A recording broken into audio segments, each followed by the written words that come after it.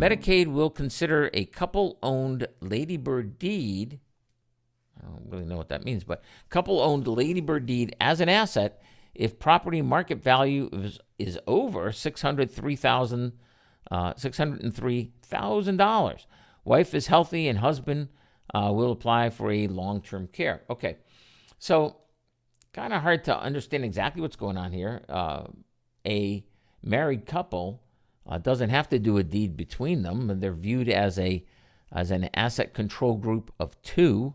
In other words, anything one owns, the other one owns, right? So if we're dealing with a blended family, and there's no indication that we are here, but it's one of those things you always got to look at.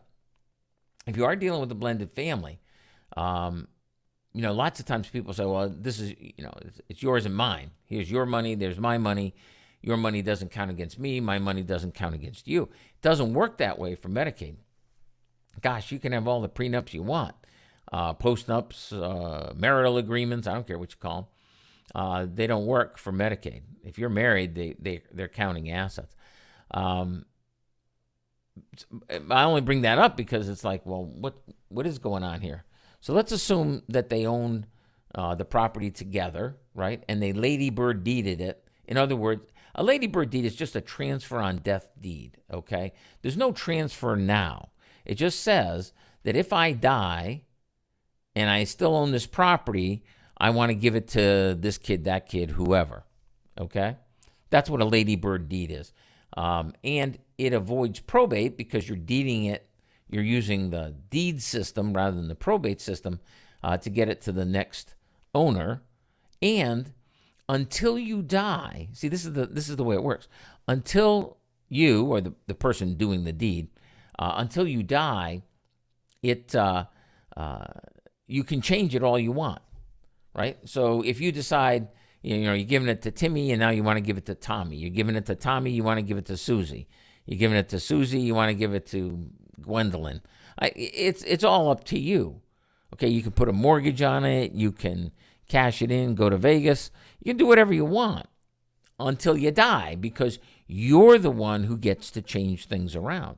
And with this ladybird deed, the idea is once you've died, well, now nobody can move it around like that. Okay, nobody gets to do that anymore. And now the transfer happens at that time. This is why Medicaid doesn't care. Also why in those other states, like I was talking about before, where they put the Medicaid mortgage on, this is why there's no defense. This ladybird deed, and people do them all the time. They think, oh, now I'm protected. Now I've avoided probate. Well, right now, yeah, right now you are. That's true. It will avoid probate, and you're in control. Much, much better, right? It's a much, much better way of putting the kids on the deed than the old joint tenancies people used to do all the time. Those joint tenancies were a nightmare, okay? So people, thank God, people aren't doing that anymore. They're doing these ladybird deeds. But here's the difference. With the joint tenancy, with rights of survivorship, right, at least you had some protection against estate recovery. With this, with the ladybird deed, there is no protection. And that's why I suggest, hey, why don't we put a life plan together? You don't need their sympathy. You want their respect. I get it. You don't want, at the last minute, government takes everything from you. You get what the people who didn't work, save, and do all the things you did. You get the same level of care that they get, all right, which is better than nothing. It's expensive, too. It's way expensive. Sure it is. But at the same time, wouldn't you rather be in charge? Wouldn't you rather be in control of your destiny, of your life, as you have been?